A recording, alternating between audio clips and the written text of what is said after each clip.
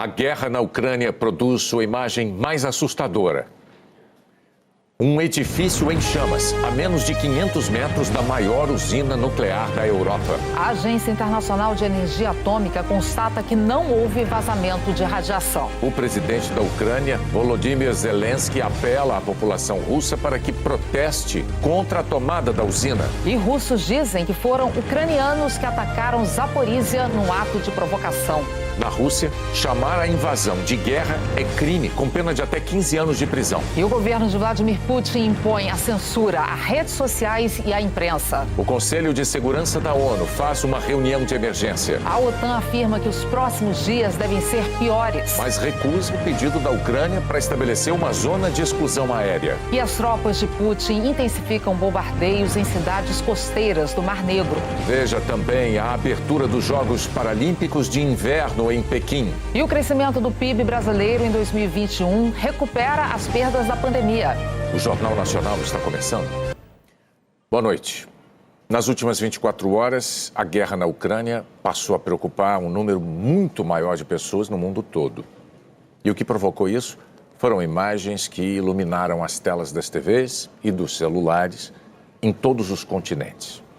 Cenas que foram capazes de assustar mesmo quem enxergava esse conflito como um embate distante entre russos e americanos, entre potências militares do hemisfério norte. Na noite ucraniana, um prédio pega fogo a metros das instalações de uma usina nuclear, a maior da Europa. Zaporízia, construída entre 1985 e 1989. Tropas russas e ucranianas estavam em combate nos arredores.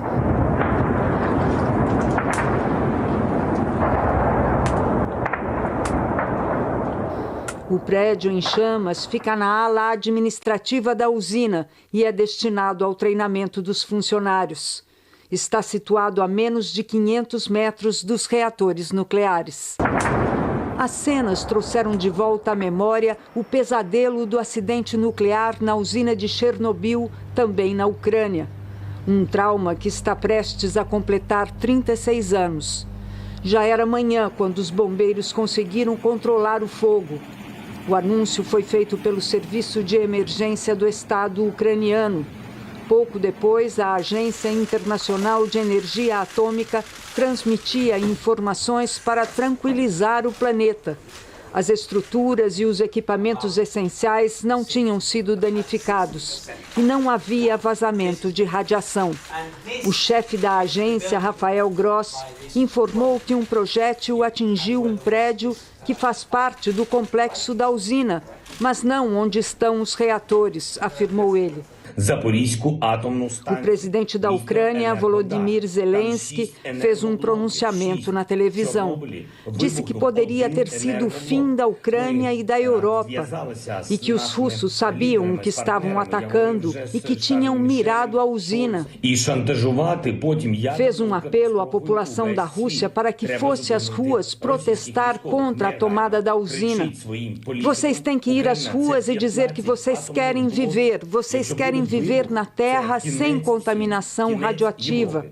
A radiação não sabe onde está a Rússia, a radiação não sabe onde estão as fronteiras do seu país. Zelensky ligou para o presidente americano Joe Biden e fez um relato do que tinha acabado de acontecer. Pelo lado da Rússia, o porta-voz do Ministério da Defesa, Igor Konashenkov, culpou o que chamou de regime nacionalista de Kiev pelo ataque ao prédio de Zaporízia. Afirmou que os ucranianos é que tentaram fazer uma provocação monstruosa. Segundo ele, uma patrulha móvel russa teria sido atacada por um grupo de sabotagem ucraniano. Como resultado, 3 pessoas teriam morrido e 2 ficado feridas. Zaporízia é uma usina antiga, responsável por 25% de toda a energia gerada na Ucrânia e tem tecnologia semelhante às das usinas brasileiras Angra 1 e 2. O reator fica protegido por uma grande estrutura chamada de contenção, uma camada de aço de 2 centímetros e mais uma larga camada de concreto de meio metro. Essa cobertura de concreto é feita para ser a prova de Boeing. ou seja, de impacto de aviões pesados que possam bater nela e nada acontecer. De modo que esse é um requisito fortíssimo de segurança, de proteção do reator desse tipo de usina, que é completamente diferente da usina que tinha lá em Chernobyl. Mas o professor Aquilino Senra, da Universidade Federal do Rio de Janeiro, afirma que, dependendo do impacto, a estrutura da central nuclear da usina pode ficar comprometida. Há projetos específicos, dependendo da localização, inclusive para impactos de aviões, dependendo da forma como o avião penetra na usina, explosões próximas da usina, mas esses reatores não têm uma característica para receber um forte impacto causado por algum míssil. O professor de materiais nucleares da Universidade de Bristol, Tom Scott, diz que um ataque como este é sem precedentes. Nunca tivemos um conflito antes em que grandes usinas nucleares estivessem no cenário da luta. Existem leis e convenções internacionais que proíbem a guerra em torno de usinas nucleares. E, claramente, com a invasão russa, a Convenção de Genebra foi violada. É muito chocante. Especialistas em armamentos nucleares acreditam que Vladimir Putin fale repetidamente em usar armas atômicas para assustar o mundo, o que seria uma atitude terrorista. O desafio dos países ocidentais é conter o presidente russo, sem colocar o mundo sob o risco de um conflito nuclear. Na Rússia, é proibido se referir a esses acontecimentos como uma guerra. Hoje isso passou a ser crime, com punição de até 15 anos de prisão. O governo de Vladimir Putin impõe aos russos um regime de censura à imprensa e às redes sociais. E mente para a população sem nenhum pudor para justificar o ataque à Ucrânia. Algo se perdeu na tradução. As TVs controladas pelo Kremlin afirmam que a Ucrânia é responsável por bombardeios em suas próprias cidades. Os ataques da Rússia são de precisão e só contra a infraestrutura militar. Quando algo sai errado, a imprensa explica com gráficos e analistas jurando de pé junto que não há tropas russas na trajetória do míssil. Ou então a culpa é dos militares da Ucrânia, que usam civis como escudos humanos. Quem aperta o gatilho diz que não tinha o que fazer. O ataque era inevitável. A missão é tirar do poder nacionalistas perigosos. Se a população não entendeu a narrativa oficial, o Kremlin desenha.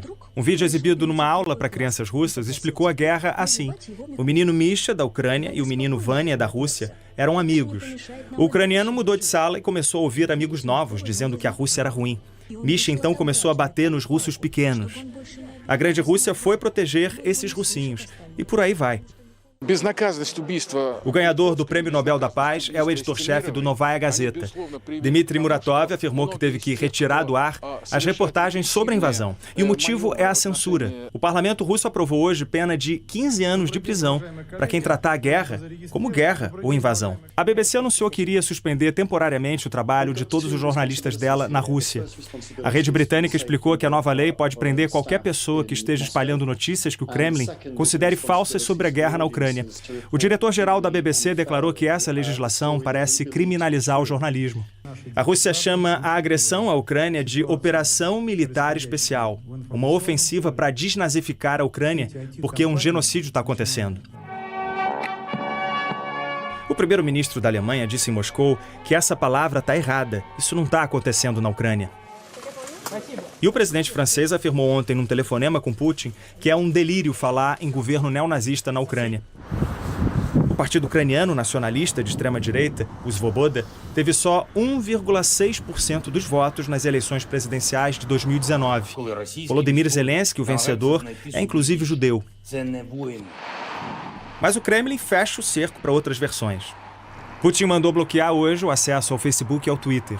O governo afirmou que foi uma resposta ao que chamou de discriminação das redes sociais contra as contas de canais e TVs russos. O Facebook tinha restringido a RT e a Sputnik, que a União Europeia acusa de disseminar desinformação. Além disso, o governo russo já barrou mais de 400 ONGs. A lei determina que quem recebe doações no exterior exiba em todas as publicações o rótulo "obra produzida por agente estrangeiro". A mais antiga ONG de direitos humanos na Rússia foi condenada a fechar. Um dos ativistas disse que uma das principais motivações para o processo foi a crítica da Memorial contra a prisão de Alexei Navalny. O principal adversário do presidente Vladimir Putin está preso. Navalny responde a acusações com pena de até 15 anos de prisão. A Anistia Internacional foi uma das ONGs que classificou o processo como uma farsa. Outros políticos de oposição também foram presos ou silenciados. Vladimir Putin abriu espaço para ficar mais 10 anos no poder. A população precisou aprovar a prorrogação do mandato presidencial num referendo. Era uma só resposta, sim ou não, para mais de 200 emendas na Constituição. Um dos artigos cita a fé em Deus como um pilar da Rússia, enfraquecendo a separação entre Estado e religião. Outro define o casamento como uma união entre um homem e uma mulher. Essa reforma ideológica dividiu o espaço com medidas populares, como a correção do salário mínimo e das aposentadorias acima da inflação. Existe um termo conhecido em inglês chamado de whataboutism, que é quando num debate alguém tenta desacreditar a opinião do outro, mudando o foco do assunto. A pessoa não consegue rebater o argumento, mas acusa o outro de hipocrisia, trazendo um tema que não tem a ver com o tópico em discussão. Um exemplo claro foi ontem numa entrevista coletiva com uma porta-voz do Kremlin. O repórter da rede britânica Sky News perguntou ao vivo se as tropas russas miram mal ou a Rússia está mentindo para a população. A representante da Rússia respondeu que o Império Britânico é quem invadiu países e matou civis. Isso está nos livros de história, mas não tem a ver com a guerra na Ucrânia. Fatos são incontestáveis. A Rússia passou meses negando uma invasão, falava em histeria do Ocidente ou russofobia. Avisou que tinha até retirado as tropas. A diplomacia russa ainda afirmou que as possibilidades de negociação estavam longe de se esgotarem, mas dali a 10 dias invadiu a Ucrânia. A Rússia depois prometeu que não iria ocupar o território ucraniano. Vladimir Putin disse essa semana que o Ocidente é um império de mentiras, mas nenhuma bomba consegue impor a verdade. No meio da transmissão ao vivo, os jornalistas de um canal independente de notícias da Rússia deixaram o estúdio. Foi um pedido de demissão em massa, resultado da pressão do governo russo para que jornalistas divulguem só a versão do Kremlin sobre os ataques à Ucrânia. Os funcionários fizeram só um pedido na despedida: não à guerra. Nenhuma guerra acontece só no campo de batalha. Sempre tem uma outra, paralela, a das versões sobre o conflito. Nesse embate, além de fatos, entram também opiniões e mentiras, que hoje a gente chama de fake news. E a estratégia é antiga. O escritor Márcio Pitliuk, curador do Memorial do Holocausto de São Paulo, lembra que na Segunda Guerra... O cavalo de Troia também era uma mentira na guerra. Deram como um presente de grego, mas na verdade de lá saíram os soldados para abrir os portões e conquistar a cidade. Os nazistas usaram muito a mentira, né? Hoje a gente chama de fake news. Mas a fake news sempre foi usada por Hitler, por Stalin, para suas conquistas, para as guerras, para enganar a população e para fazer crer todo mundo que eles é que estavam vencendo. A Guerra do Vietnã, nas décadas de 1960 e 70, foi a primeira com imagens divulgadas pela televisão. Horríveis da Guerra do Vietnã. Com cenas terríveis, com os corpos dos americanos sendo carregados, aqueles sacos plásticos pretos com os cadáveres de soldados americanos, e isso que começou a forçar todo aquele movimento de protesto contra a Guerra do Vietnã, para que a guerra acabasse. Visão que se intensificou com as imagens transmitidas ao vivo da Guerra do Golfo, entre Estados Unidos e Iraque, no início dos anos de 1990.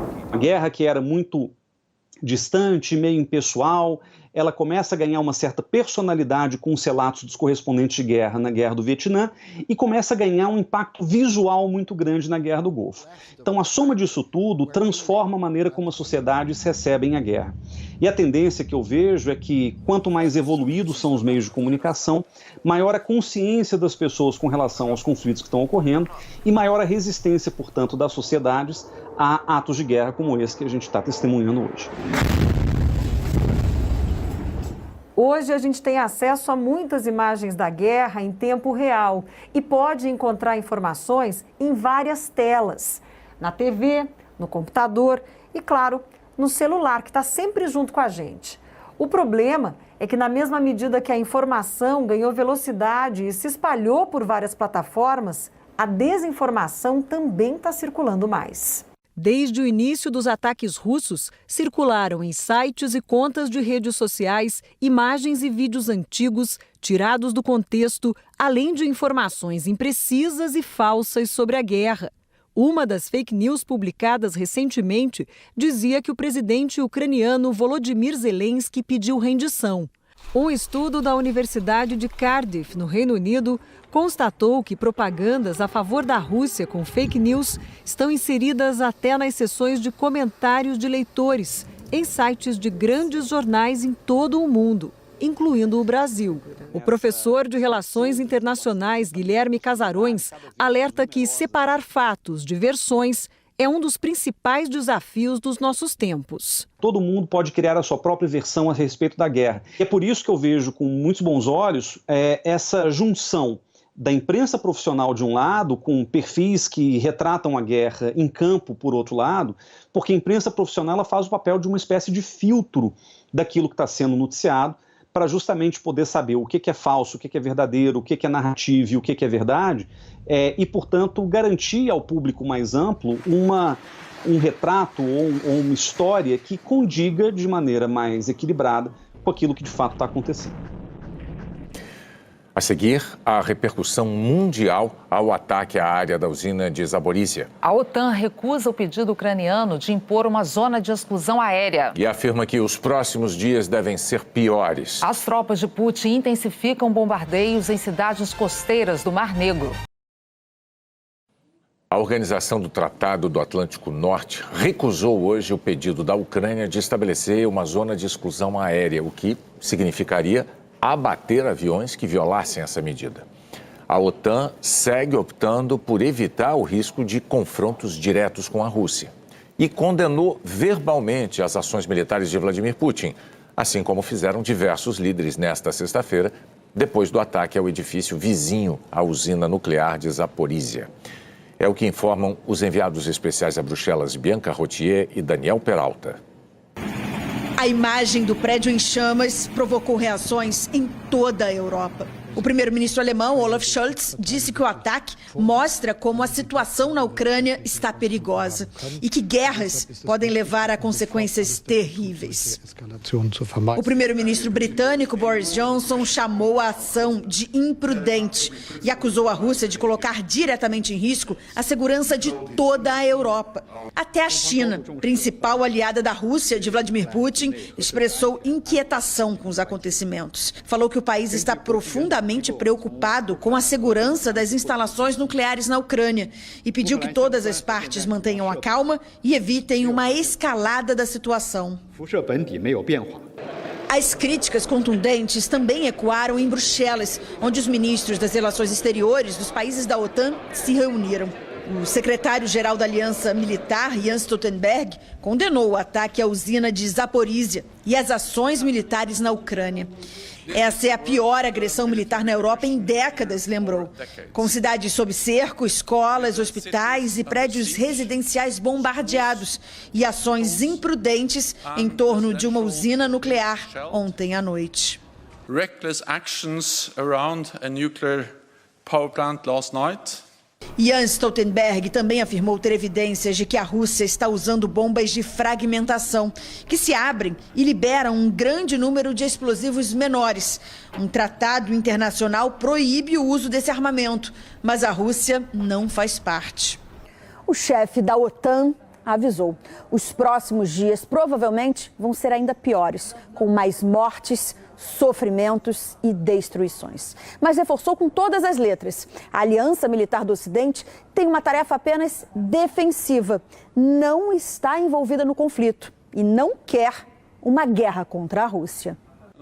Os integrantes da OTAN também foram contrários ao pedido do presidente ucraniano para criar uma zona de exclusão aérea. O chefe da aliança explicou que a única maneira de implementar isso seria enviando aviões de combate.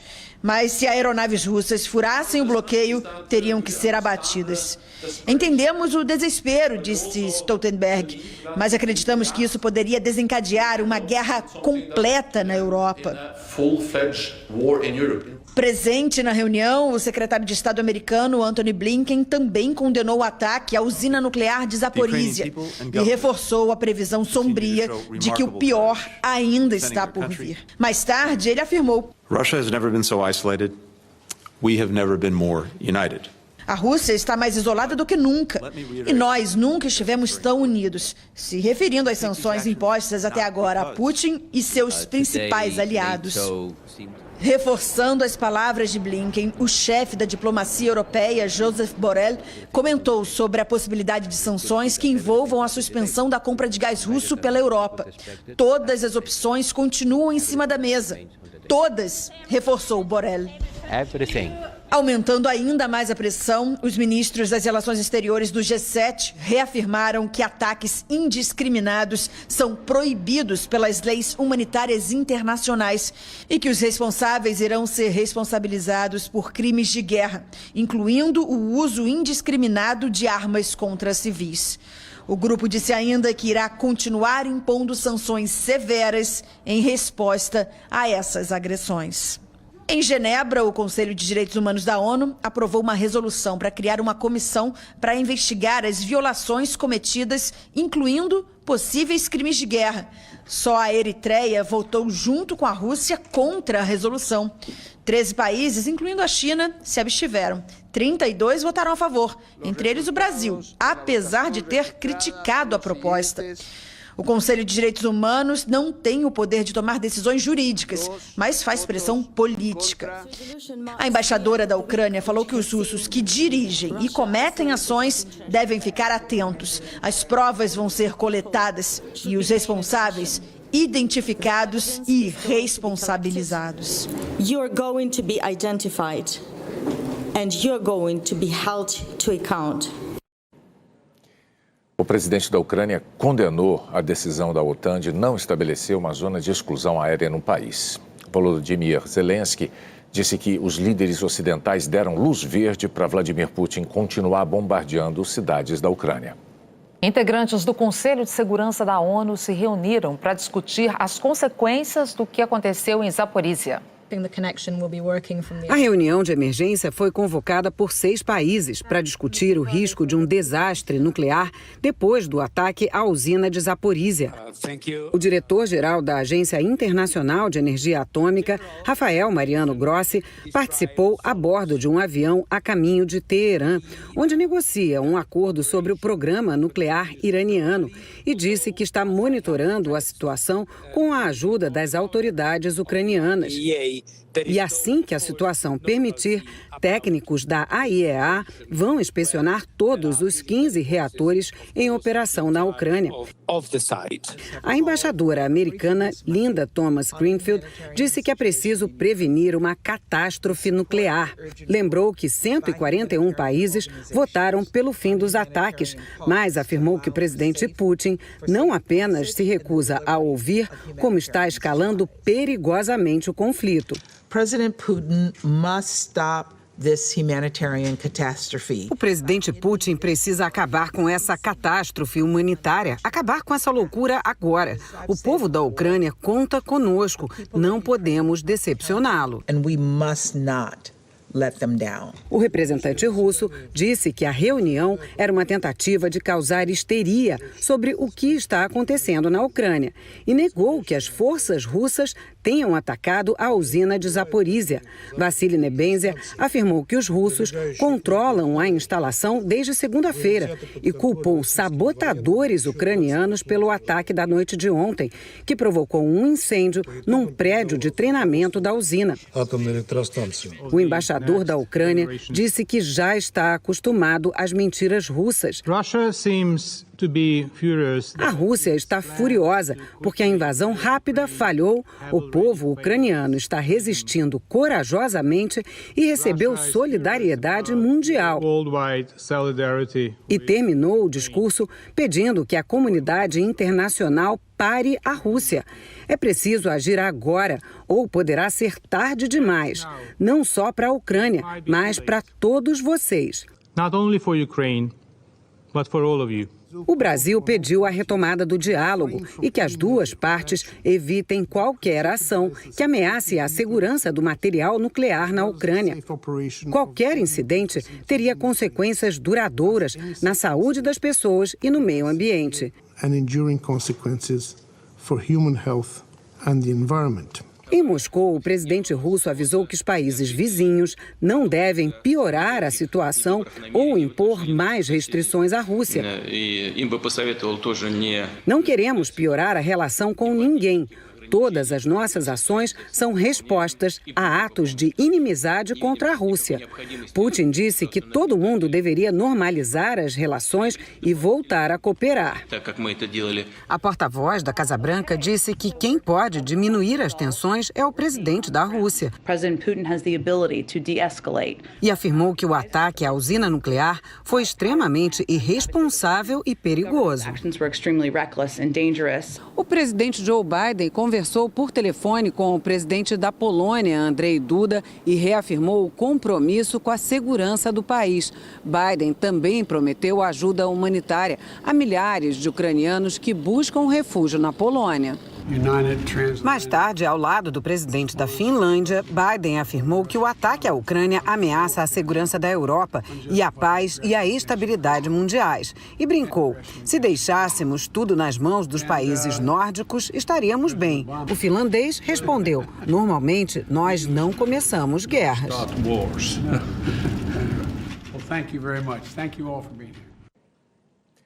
As forças russas intensificaram os ataques às cidades portuárias da Ucrânia na costa do Mar Negro. É o que informam da Polônia os enviados especiais Rodrigo Carvalho, Ross Salinas e Hernani Lemos.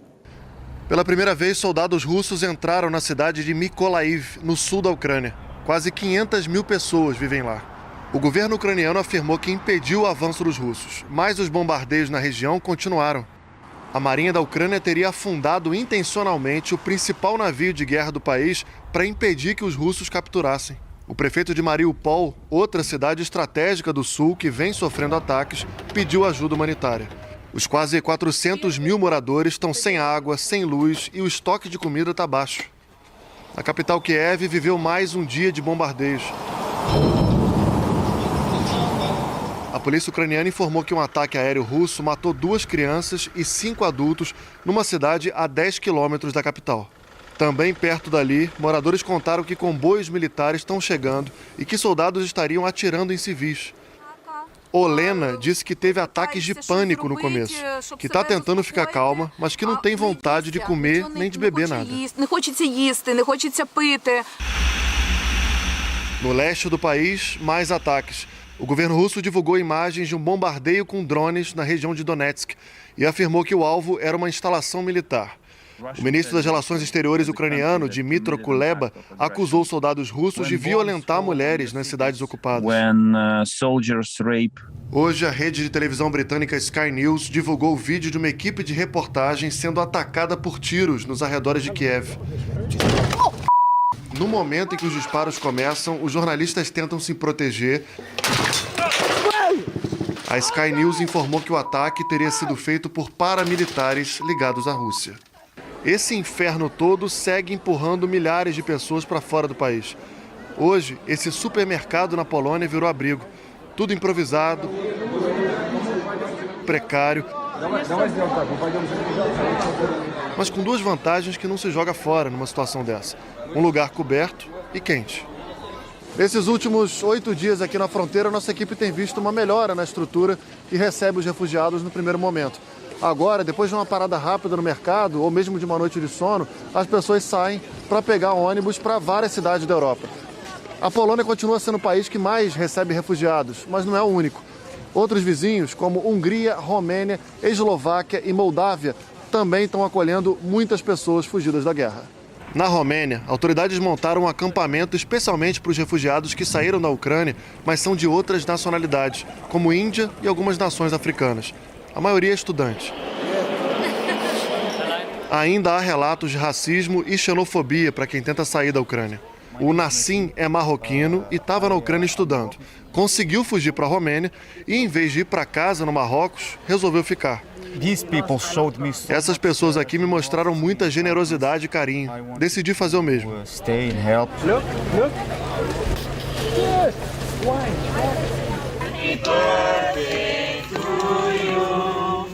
Em outro ponto da Romênia, festa surpresa para a pequena Arina. Voluntários e bombeiros encheram balões, cantaram parabéns e providenciaram um chapeuzinho para aniversariante. A Arina ficou feliz. No meio de tanta dor, não é pouca coisa.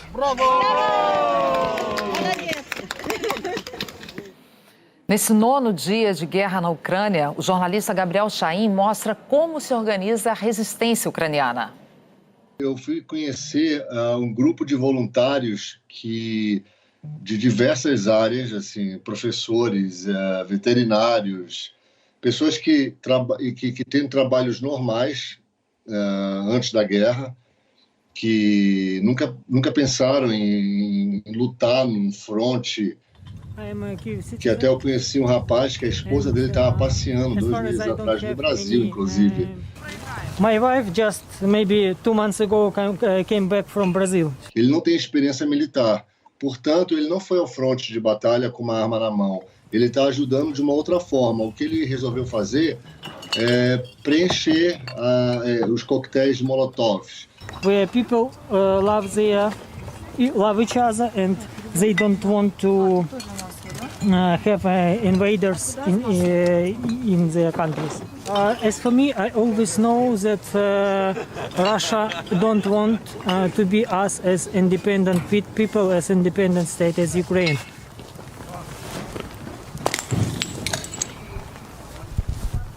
I'm not a professional one, but as you see, it works. Kiev é uma cidade muito grande, com aproximadamente 5 milhões de habitantes. Muitos desses civis ainda continuam morando aqui na cidade, na capital. Eles falam que eles estão se preparando para um confronto urbano, se no caso a Rússia invadir a capital. Então, toda a cidade, dá para se perceber que em lugares estratégicos existem trincheiras, eles estão preparando essas trincheiras, eles estão preparando centenas de barricadas anti-tanque. Eu prefiro sempre pensar no melhor, assim, que vai existir uma resolução, que eles vão entrar num acordo e que não haverá confronto. Agora, eu já cobri no lado oposto à Rússia, quando estive em Alepo, por 2013, 2014, os ataques aéreos na região dos rebeldes, principalmente atingindo áreas de civis. Eu presenciei isso com meus olhos, eu documentei isso. É preocupante se por acaso eles forem usar da mesma tática militar que eles usam na Síria, continuam usando na Síria, aqui na Ucrânia. Eu não consigo pensar em outra coisa se não for uma carneficina. A seguir, o PIB brasileiro de 2021 recupera as perdas da pandemia. A economia brasileira cresceu no ano passado e recuperou as perdas do início da pandemia. Depois de muito tempo em silêncio, o samba voltou a ecoar pela Lapa, endereço da boemia carioca.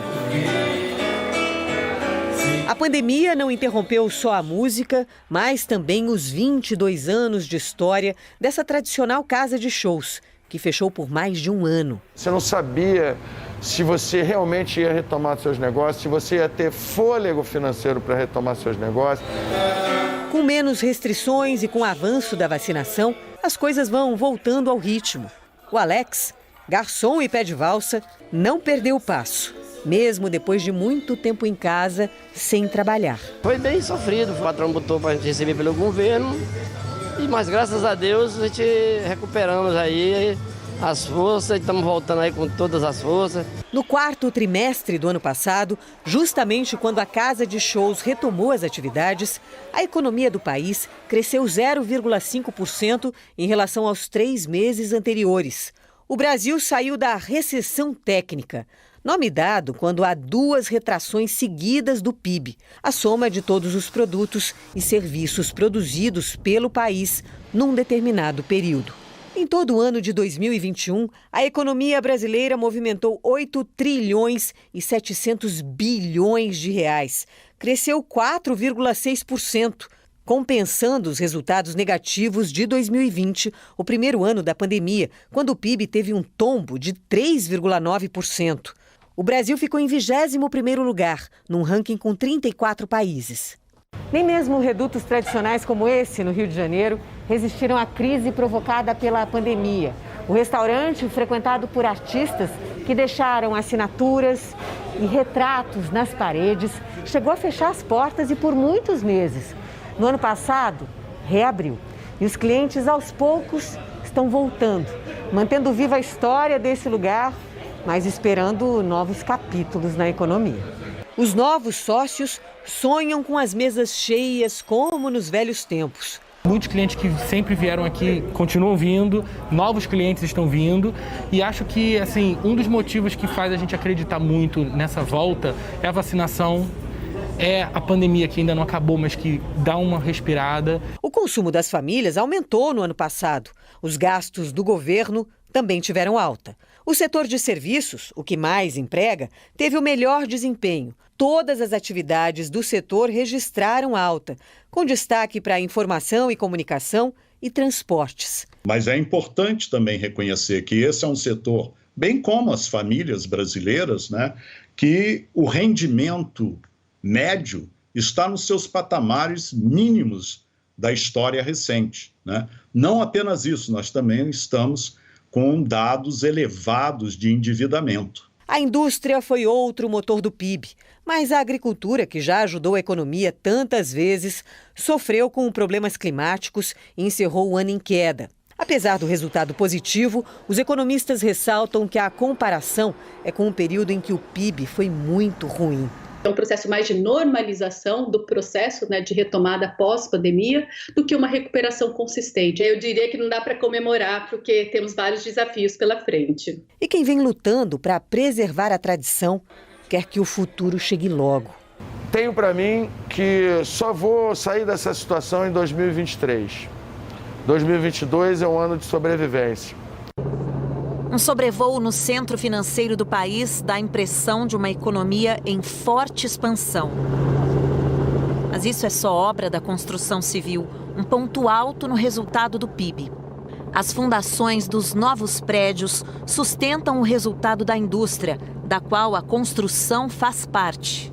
No setor da economia que transforma a matéria-prima em mercadoria, cresceu a produção de máquinas e equipamentos, metalurgia, equipamentos de transporte, fabricação de produtos minerais não metálicos e indústria automotiva. A indústria extrativa também ficou maior para dar conta do mercado de minério de ferro. Subiu também o volume das importações e exportações do país e dos investimentos que fazem a produção das empresas crescer. Mas foram as fábricas de edifícios que não pararam, com alta de 9,7%. Mas o resultado do PIB de 2021 é só a ponta do cenário. Tem que lembrar que a base de comparação é extremamente baixa, né? Estamos começando a querer avançar. Os últimos números mostram um crescimento muito frágil. Um estudo a partir dos dados do IBGE mostra que a indústria ainda não recuperou as perdas dos últimos 2 anos. Quem faz porca e parafuso para quase todos os segmentos do setor industrial dá um diagnóstico. E a gente continua em uma descida, em um mergulho de produção, e ainda estamos em patamares assim, muito baixos historicamente. Temos a inflação alta, que ela, de uma maneira ou outra, nos leva a um arroxo salarial e empresarial. Também o câmbio muito depreciado, e toda a nossa matéria-prima é dolarizada, então isso penaliza muito a indústria e o consumidor final. A empresa não se recuperou ainda das últimas crises. nós tínhamos normalmente, em média, 430 funcionários. Hoje, nós estamos com 163 funcionários. Nos últimos 2 anos em que a indústria encolheu, só a construção civil ostentou crescimento de 8,36%. Quando olham para o horizonte das cidades, cheio de canteiros de obras, o que os economistas veem são construções de um sistema financeiro de juro baixo. Foi quando a taxa básica que regula os contratos de financiamento era de 2% ao ano que foram desenhadas as maquetes dos lançamentos. As altas seguidas da Selic podem estreitar o terreno para a construção civil e para o crescimento da economia. Por hora, a gente está vivendo, vamos dizer assim, um efeito retardado, um efeito atrasado de juros baixos, que ainda estão construindo, estão gerando as condições para o setor de construção continuar expandindo. A economia brasileira ainda está mostrando alguma fragilidade, né? Ela não está conseguindo engatar ainda, né? A gente tem que ver uma atividade econômica crescendo, porque isso daí gera espaço para as pessoas poderem avançar nas suas vidas pessoais. É que nem um trânsito, né? Se você está parado num trânsito ou com uma velocidade muito lenta, você não consegue rearranjar, né? Agora, se o trânsito está fluindo melhor, as pessoas conseguem mudar de faixa, ir para um lado e para o outro, né? Se fica tudo parado, com o PIB muito fraco, todo mundo fica travado, preso. Isso daí, obviamente, gera desconforto econômico, sem dúvida nenhuma, mas também social. Isso daí implica dizer uma piora da vida das pessoas. O Ministério da Economia comemorou o resultado do PIB. Afirmou que o Brasil conseguiu crescer acima de 4,5%, mesmo enfrentando choques negativos de oferta.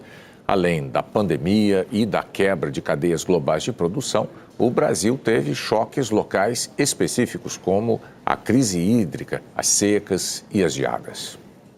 Vamos ver agora os números da pandemia e da vacinação reunidos pelo consórcio de veículos de imprensa. Bruno Tavares, boa noite. Boa noite, Ana Paula, Bonner, boa noite a todos.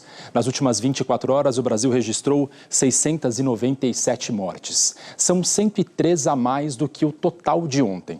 O aumento pode ser reflexo de dados represados do feriado de Carnaval.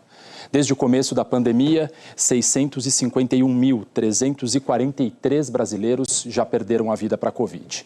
De ontem para hoje, foram 68 mil novos casos conhecidos. No total, já são quase 29 milhões de casos. A média de casos está em queda, de 59% na comparação com 2 semanas atrás. São 43 mil novos casos por dia. A média de mortes também está em queda, de 47%. São 439 óbitos por dia. Hoje, nenhum estado apresenta alta na média de mortes. Um estado, Alagoas, tem estabilidade. 25 estados e o Distrito Federal estão em queda. Agora, os números da vacinação. Nas últimas 24 horas, 135 mil pessoas tomaram a primeira dose, 309 mil a segunda dose ou a dose única, 426 mil a dose de reforço. O total do dia ficou em 871.630 vacinados. Desde o início da vacinação, 80,50% da população recebeu a primeira dose. Em relação à população vacinável, que tem 5 anos ou mais, 86,40%.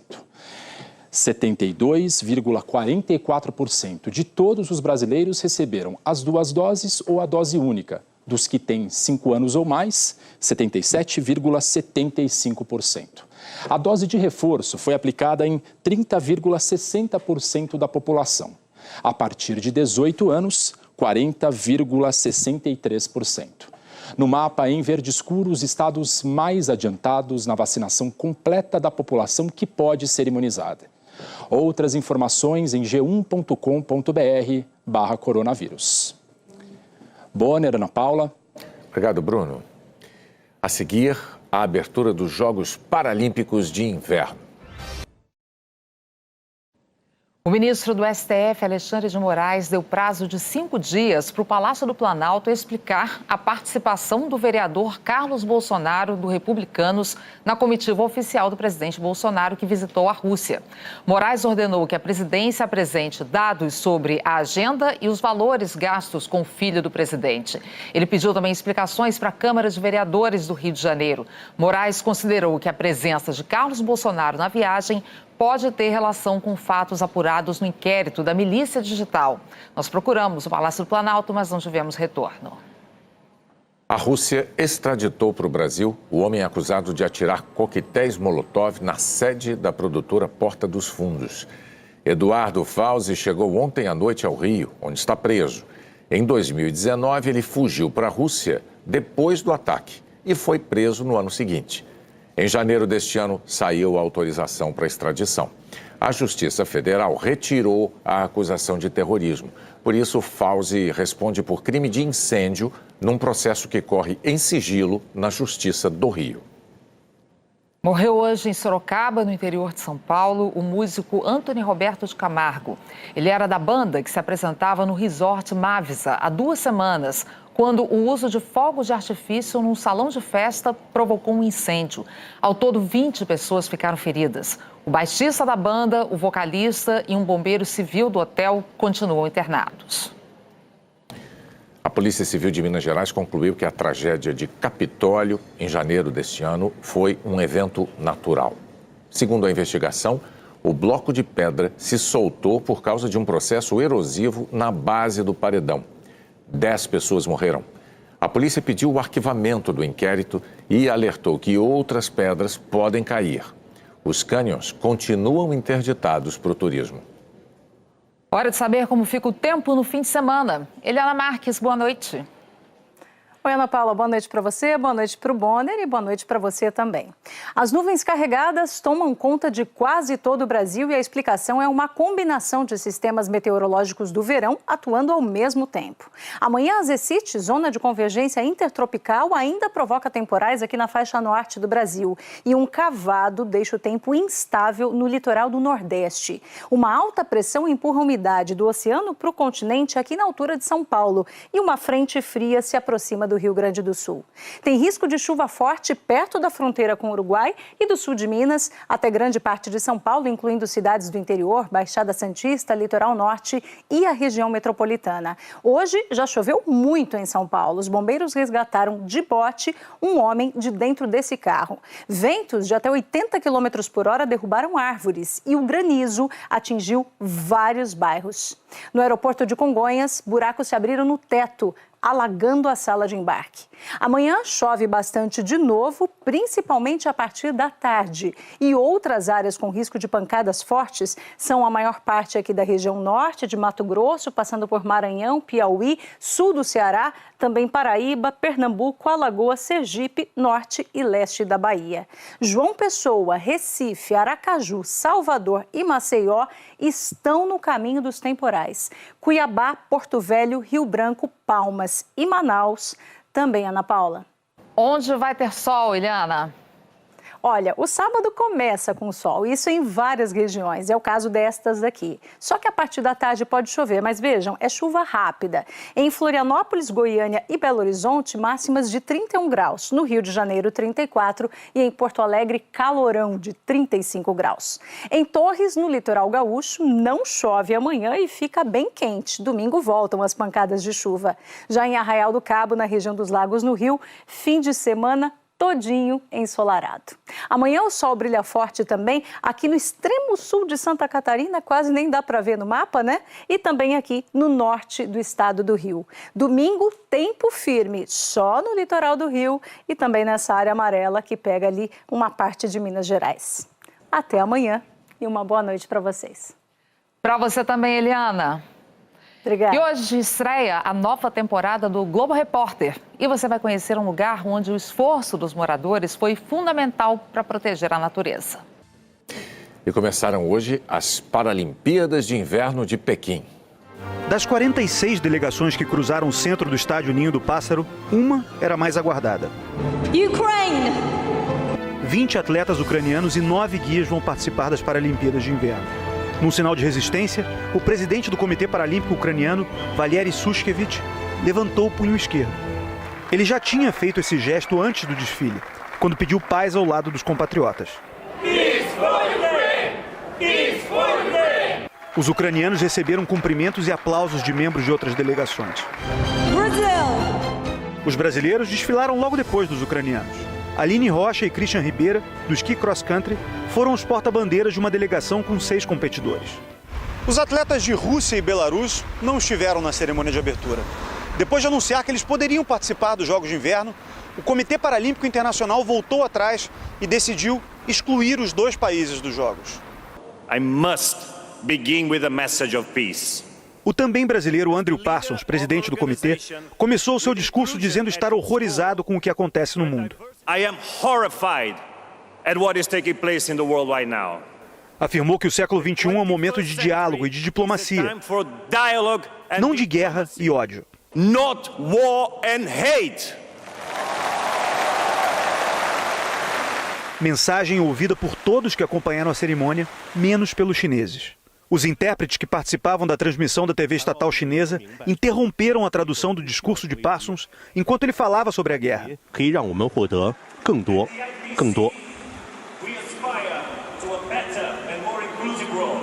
O Comitê Olímpico Internacional afirmou que não houve qualquer erro técnico no sinal e que questionou a TV chinesa sobre o ocorrido, mas ainda não obteve resposta.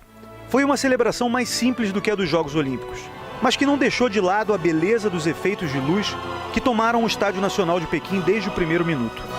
O chinês, dono de 8 medalhas paralímpicas no atletismo, Li Duan, foi o responsável por acender a pira e por levar ao mundo a última mensagem da cerimônia de esperança e de paz. O Jornal da Globo é depois